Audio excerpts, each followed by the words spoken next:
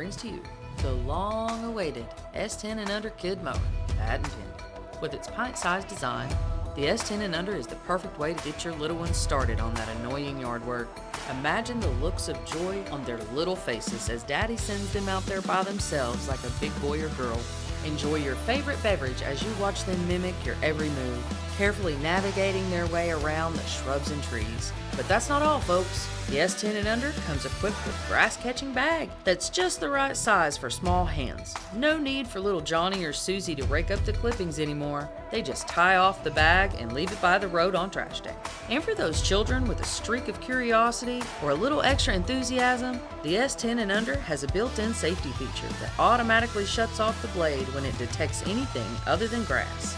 The S10 and Under Kid Mower, now on sale wherever you find quality lawn deer equipment. Oh, here we go again.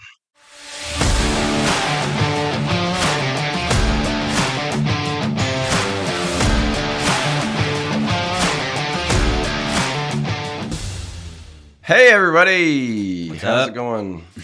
Here we are again. We are set up for our first video podcast. Yeah. That's pretty crazy. Yeah. I don't know really what to think about that. I know. Me neither. We're basically, a TV show now. Yeah. Just pretend it's not even there. Well, I mean, that'll be easy to ignore because what's freaking me out is sitting at this other table. I don't know that I've ever sat at this part of the room. It's a whole new view for me. And things look cool from over here. Yeah. I dig it. Whoever designed this room, he's pretty cool. Must be. Yeah. He's a cool guy. It's your two dads. Yeah.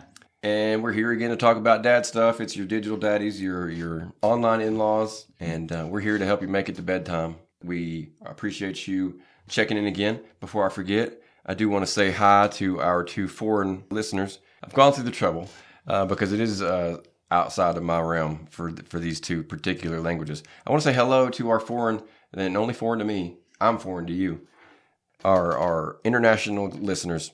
We have our listener from Brazil, apparently a regular listener. That's pretty crazy to think about it. So I wanted to say to our Brazilian amigo, Olá, ao nosso ouvinte brasileiro. I hope that was right. Portuguese is a strange language. It's nothing like Spanish. I thought it would be real close, but it's not at all. So I don't know how you do it. And you learn English too? Must be smarter than me. We also have our regular Dutch listener. Hey, buddy, we miss you, when you're not around. Yep. I just wanted to say, hallo aan onze Nederlandse luisteraar. Hope that was right. Thanks for listening. Yes. You really, you keep me going in the cold, dark night. Moving on. I sometimes forget this too, so hit me up at Yo Ricky Spanish if you want on Twitter, because I'm about to uninstall that shit. Twitter's fucking stupid. Yeah, it's getting to that point. But, apparently you can't do polls anymore unless you're verified or something stupid. Yeah, and now you got to pay to be verified. Yeah. I don't have the money to pay to be verified. No. I took it as a point of pride that I was a nobody. Now I got to pay to be a somebody just to do stuff on there. Yeah. Anyway, we're going to start things off like we always do with our daddy issue. And our daddy issue today is bedtime. Ooh. Yeah. You say ooh and I say ooh because that shit, it was stressful at first. Yeah, a little bit. Yeah. I got some notes here, but I want to let you take the floor first and give us your view of the dreaded bedtime and, how you approach it. Right on. Yeah, bedtime was a little tricky because I didn't realize this at the time until a little bit later on. But we take it for granted that you can just lay down and fall asleep if you don't have insomnia or have trouble falling asleep. But a baby, an infant, a newborn, whatever, you have to teach them, or they have to teach themselves how to sleep. We forget that. We take it for granted. Yeah. So keep that in mind if you're about to have a kid or you have a newborn or a young child that's having trouble sleeping. Just remember that's kind of important to think about and remember, like we take it for granted. I don't know how we got so blessed or so lucky to have the child that we have, but she's been relatively, I don't want to say easy, but it hasn't been a struggle like I thought it was going to be. Like she's taken to everything that we've tried to teach her or do with her very well. So bedtime wasn't really any different. About 6 to 9 months old, we started trying to sleep train her, and get her used to trying to learn how to sleep and put herself to sleep. And we did the crib hour where you'd leave them in there, and let them sleep and let them try to figure it out for themselves, unless something was obviously really wrong. We did that, and she took to it, and my wife found this group on Facebook, Respectful Sleep Training / Learning. They have all kinds of research. It's all documented and cited. They're getting that vaunted two dads bump. Yeah. Watch the money roll in. And there's all kinds of helpful charts and just everything on there, apparently. And that's where we went. We did that. We let her sit there for about an hour, and if she fell asleep, great. If not, we got her out and played with her and then tried again. And she took to it well, and it wasn't really too difficult. I don't know how we got lucky or so blessed to have a child like that, but yeah, we got pretty lucky with a lot of things. This is one of those times where I don't think either of us is going to really have any horror stories. I do have a story to share as far as how I was really worried about bedtime at first. I can't remember exactly when. It was definitely early on, really early on. And my wife, she may have been my girlfriend still at the time, she went to bed early. And the baby was already asleep. I guess he was in the other room. Otherwise, the story makes no sense. At one point, I suppose the baby, really early on is sleeping in the nursery, and eventually will be moved to the bed with us because that's what happened every night. She goes to bed early, and I start to worry, and I start to stress. And I'm like, what if the baby needs something? I'm up here by myself. Right. Like, I don't know what to do if it gets bad. And I made myself sick, and I started throwing up. Ooh. And it was all from being afraid of bedtime. And I'm glad that I was able to move on from that pretty quickly, luckily. But that is just something to let you out there know that if this is one of those things that has concerned you and worried you, you are not alone, my friend. Yeah. No solo, mi amigo. We are there, right there with you. And, it hit me pretty hard that first, I guess, it had to be really early on. Yeah. I guess to let you know what I did, maybe that would benefit you in some way. Telling that story and remembering that story actually did clear things up a little bit. What we would do is at a certain time, I can't even remember the time, that I guess would vary from child to child, probably 7-ish, something around there. We would take the baby, we would wrap him up in the swaddle, and we would put him in his very small, what would you call it, mini crib? Like bassinet? Bassinet, but not the one that sits and, rocks back and forth, like a little bassinet. Like a stationary one? Yeah. And we would put him in that, and we'd put that in the crib. And then when it was time for us to go to bed, we would usually be around feeding time. We would take him in the bassinet and move him to our bed. And then we would go lay in bed with him, and sleep through the night.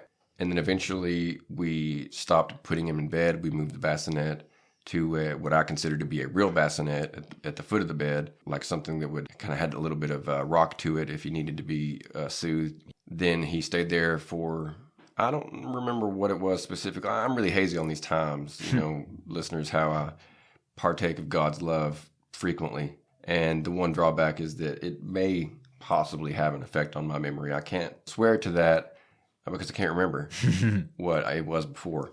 But it's possible that it does make me a little bit forgetful. So numbers are hazy. Shortly after we moved him into the real bassinet, we then took him out of that little thing entirely and moved him into the regular crib just overnight. Mm-hmm.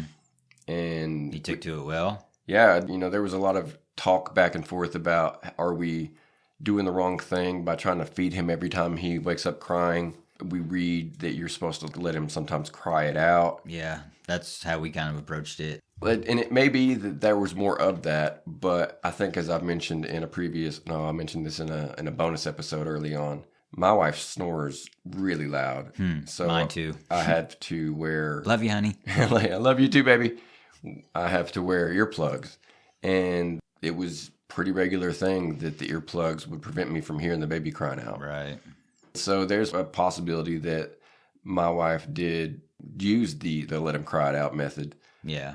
I know that there were many times where if I didn't hear it and wake up, that she would just take care of it because she had some sort of issue with waking me up. If he woke up 10 times a week, she would wake me up 4 of them. and the rest she would wait until she could tell if I would hear it, and then if I didn't hear it or move, then she would take care of it. So maybe there were other times that she just slept through. Yeah. I know that there are times now where she will hear him in the morning and she just lets him like settle back down. Yeah. Which leads into your part that they will eventually learn to sleep on their own. Yeah. Oh, yeah. And they will stop waking up for the 5 times a night that you get early on or whatever it is. Or when they wake up, they'll wake up, sit up, cry a little bit, and then lay back down and put themselves back to sleep, like you would if you woke up in the middle of the night. So I just wanted to throw out a couple of tips maybe that I wrote down, and take these if you want them, throw them away, ignore them, whatever. This is what we do. Yeah. You listen for advice and you listen to laugh, and you got to hear the advice to know if it sucks. Yeah. First off, set a bedtime. Yeah, for sure. It would help if you also set a wake up time. I don't really deal with that well. We do try to stick to a bedtime, but as far as waking him up at a particular time, usually we just let him wake up on his own, and usually it is right before 7 o'clock. Ooh. Yeah, that's always awesome. Not to get too far into it, but what's bedtime for you guys, for him? 8:30. 8:30. If he had a late nap, sometimes we'll push that, but usually he, at least here lately, even if we don't put him in bed at 8:30, by like 8:45 or so, he's starting to get, tired and acting cranky. Yeah. He has this thing where he will, when he gets sleepy, he will start to do things that you tell him no, and he'll just keep going back to it, keep going back to it. Pushing buttons. If he falls or does something that would typically cause a whimper, it causes an outburst. Yeah. So get him in bed at a certain time. Probably get him up at a certain time. That's really up to you. I don't like getting up early, but I don't hate it. It allows me to do more in the day. I'm not going to wake him up any earlier than 6:50. Right. So he's already waking up then on his own. It's not like I can make him sleep later than that. So that's about how it's going to be for me. Another thing I had was naps are important. You don't want to have these change and decrease as they get older, but you don't want too many naps. No, but you don't want too few either. Yeah, and that's a fine line. It was not really hard for me to zero in because I used my next tip, which is don't let them sleep too late. Don't let them sleep past 3 hours prior to bedtime. So if they go to bed at 8, make sure they're up from their nap by 5. By 5, yeah. That's what we do. Well, she needs to be up by this time, and ours is where we put her to bed at 9 at 6 o'clock. Like if she's not up at 6 o'clock, we go in there, and that's the only time we actually physically wake her up, unless in the morning. I leave for work at 8:30, and she's usually already up by then. He has slept till 8:30. But almost never. But she's also in there playing with like her blanket or her pillow. She likes to sleep with we have like I don't think it's Barbie, but it's a Barbie doll looking thing. And so that's in there. And so she'll sit there and play with that. And she's already up, but that gives my wife a chance to kind of sit there and kind of wake up in bed before she has to jump right up half awake and get her. She has a chance to come to and wake up. And I think the Jackson is the same as far as waking up and, being a little active before he starts to cry out. Yeah. But I'm very old school as far as using a monitor when he's napping or whatever. I just don't fuck with the monitor. Really? I know that he can't get out of the crib, so I just listen. And when he starts to cry, he's done. Yeah, that's true. The last thing I wanted to mention that you may have a problem with, I've heard from some parents that this is a problem. Once you put them down at night, whatever bedtime is, once you put them down, they're down. Yeah. If they won't go to sleep for 45 minutes, they're down. They're down. They will fall asleep. Man, there's some nights my daughter, we lay her down between 9 and 9:30. That's when we try to lay her down. 9 o'clock's what we shoot for, but sometimes stuff happens and they go a little later. So we've put her down before at 9:30 or even 9 o'clock, and we'll look at the monitor at 10:30 or 11, an hour and a half to 2 hours later, and she's still sitting there playing with her blanket. And I'm just like, good God, child, go to sleep. You're going to be hell tomorrow for your mother. Like, go to bed. And then she's not going to be super happy with me. Yeah. Well, I didn't do it's nothing I did wrong. It's just she didn't go to sleep. Well, I mean, like, she's going to make her be in a bad mood, and then anything you do will seem that much worse. Yeah. So, yeah, kid, go to sleep. Yeah. But at the same time, if they don't, Hey. Leave them in there. Yep. And actually, if they're crying a lot, that's not a bad thing because that's expending energy. And we all know from childhood that you can cry yourself to sleep. Yep. So just let them do it. That's pretty much all I've got. I know you went first, but did you have anything you wanted to add to that? Yeah, I got it. It's not a story, but this is kind of a little bit more on how we did it. We did the, lay them down and shut the door and walk out, or walk out and shut the door. You can't walk out after you shut the door. That's what we did. Leave them, and we kept an eye on her on the monitor. But we also, where my wife is this quote unquote stay at home mom, she, for the first 3 months, we have a little twin size bed in the nursery, and she would sleep in there with her so I could get the rest I needed to go back to work. When she was about 3 months, she came and started sleeping back in the bedroom.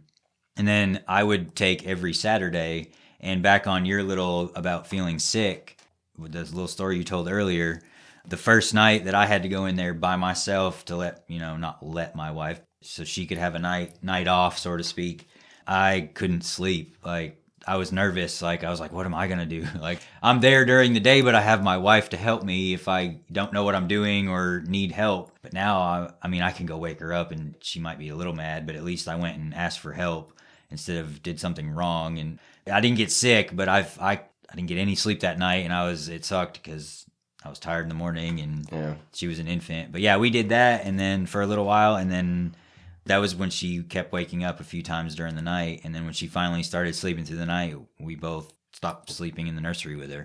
That's all I wanted to add in that. And this is, it's not really a tip or a suggestion. This is a must-have when it comes to this. You need to set a routine, like you were talking about, bedtime, and set a routine. Be consistent with it. Once you settle on a routine, try not to stray too much from that. And this sucks because we all hate it, but you got to be patient. Number one rule, guys. Number one rule of being a parent in general, of fatherhoodship, is being patient. Fatherhoodship. I've been writing down slogans, and I knew there was one I was forgetting. We've pretty well covered the bedtime thing, and just like others topics that we talked about, we may or may not come back to this one from a different angle. We gave it a good go, and I want to quickly move on to the music segment of the podcast, which is one of my favorite segments personally. I don't know how this translates that well. We've got the good old then and now. Yeah. We're telling you about the state of the music industry and how it's improved or not. We do it by picking a song from this week, from the year of our birth and the year of our child's birth. And this week it's Dan, so go ahead. What you got? Yes, I was born in 1990, so this week would be, they didn't have one for April 1st of 1990, so I did 3/24 of 1990 because that was the closest date. And then the next one, I think this song was at number one for like 6 weeks. And one thing, we do use rock. We go by rock. Yes, rock, because that's what we like. So in 1990, March 24th, Hurting Kind by Robert Plant was number one on the rock charts. Which is something I had never even remotely heard of before. I didn't even know Robert Plant went out on his own, to be honest. I had to ask you before this. I was like, is this the same Robert Plant from Led Zeppelin? He's like, yeah. I was like, okay. So that was the song in my year. And now my daughter was born in 2020, and the song number one around April 1st or thereabouts was Oh Yeah by Green Day. Another one that I had never heard of. And No. I consider myself, a relative Green Day fan. Yeah, me too. I love it. I grew up on Green Day.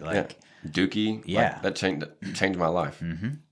So listening to him a little bit, I have come to terms that music was better, not still, but was better in the older days, in the 90s, 80s, 70s, whatever, back then, because Oh Yeah by Green Day, I listened to about 30 seconds, and I was like, nah, I usually at least give it to the chorus, but I was like, no, I can't. Green Day, you've disappointed me. My one take on it was I had to ask, or I almost asked, is that a girl singing?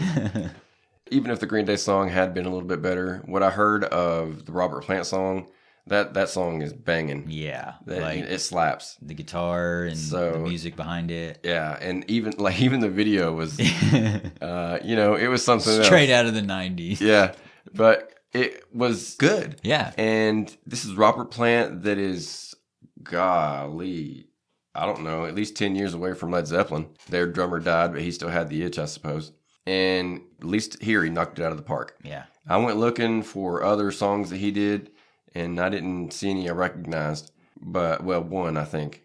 But this one was good. Yeah. This was a new one to me, and it's not going to end up in my locked songs. I'm not giving it that stamp of approval, but I liked it. Yeah. Cool. Once again, the past wins, as it usually does, in virtually everybody's memory. Everything was always better before.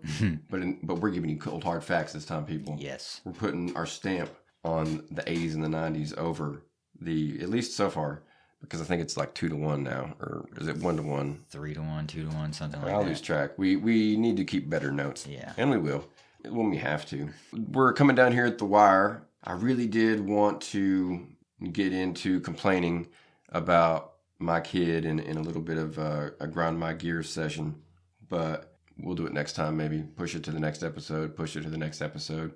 We don't really have any kind of set outline every ep. If you really love da-da-da or da-da-da, then just tell us and we'll do that more often, or make sure to put more of a focus on it. Or if you just don't like how disorganized we are and enough of you don't like that, maybe we'll change that too. Maybe we'll alternate, make sure that we get it in there. And also let us know, which no one's let us know on anything. I think they all just love it. I think every fan we have loves everything we do, because none of them have complained or said anything to tell me otherwise. I've been checking Twitter all the time. Yeah, well, I can't say all the time, but I check it every day. Yeah, that's what I meant, every day. And no likes, no follows, no messages. So you guys must be loving everything. Since we got to move on past my complaint session, we're going to end the way, if two things are starting to remain the same, we start every episode with a daddy issue, and we end every episode with a dad joke. How fitting. I love them. So what do you got? All right, dad joke. I suck at reading, so bear with me. Have you heard about the chocolate record player? Oh, no, and I have never heard this one before. You haven't heard of the chocolate record player? No. It's pretty sweet. Oh, man. That one is full. That was full of dad energy. I wish that I'll forget it as soon as we hit, well, maybe even before we hit stop, I'll forget it. But that one's real good. Yeah. That one's spot on. Full of dad. That one's full of dad. Just stuffed full of father. Yes. I love it. So stuffed full of father, sir. Stuffed full of father, sir. We're bordering on another slogan there or something. Stuffed full of father, sir. That could swing both ways. I was going to say, that could be turned in real bad real quick. How many men or women out there have at one time or another in the bedroom said some version of stuff me full of father, sir? Maybe we won't use that one. Or at least on a t-shirt. We'll say it in polite company all the time to make people uncomfortable. I guess that's going to do it for this episode. One more thing, you can let us know in all that fan mail that comes our way or doesn't come our way. Because, no news is good news, so obviously we're perfect. Yeah. But if you want us to go longer, let us know about that too. We're under the impression that no one has any attention span, because I don't. Yeah, I really don't. I am on my phone and watching wrestling and doing a word find. I'm listening to a podcast or watching a video, playing a game on my phone while talking to my wife and smoking a cigarette. Like, I'm doing all that shit at once. And so, since our attention spans are shot permanently for the most part, we just assume that everybody else's is too, and we keep the show slow. We keep the show short. I knew it was an S word. And if that is something, if it's too short, then hey, send a word, drop a line, send a pigeon, whatever you do. Spotify lets you talk about the episodes now if you want to send a message that way. They do, really? Leave comments? Yeah, it's a Q&A, and you just say, what did you think about the episode? Oh, okay. Cool. I'll have to check that out. I've sent a couple to the show that shall not be named. Yeah. Just because. And we don't mean that in a bad way. We just don't I just can't name this show because they're big enough. They're big enough, and I'm not going to give them that bump until they give me that bump. That's right. Now, I guess everything that can be said has been said. Oh yeah, check us out on YouTube, by the way. What's the Your Two Dads? I used the same channel that I made before. Yeah. But if you search Your Two Dads, it'll bring it up. Does it? Because when I tried to find it, it didn't. But that was like as soon as you posted it that day, the first episode. So where it's been on there, there's 2 now on there, right? Yeah. Yeah, so where there's more on there, it probably will come up now. Surely it will populate. And if it doesn't, you can always listen. All you're getting from the YouTube shows right now are just pictures of us with our kids. Yeah. No big if you can't find that. You get to put face to voice. I thought it might be nice to, or as he said, put face to voice and see who we talk about when we complain about our kids. I thought about putting a picture of you and your dad, but then I thought I would need, just to even things out, I would need to put a picture of me and my dad and I'm not going to do that. Yeah, we just don't have. Me and my dad, we're not super close. Yeah, that's a topic for another day. Yeah, I'm sure that could be its own daddy issue, a personal one. Yeah. But we've come to the end. We love you guys in that platonic, not really love way, Brotherly way. like a cousinly way, but a real good cousin that we want to hang out with. Go live and laugh and love. We appreciate you listening. Yep. This is Corey. I'm Dan. And, we'll check you later. Check you later.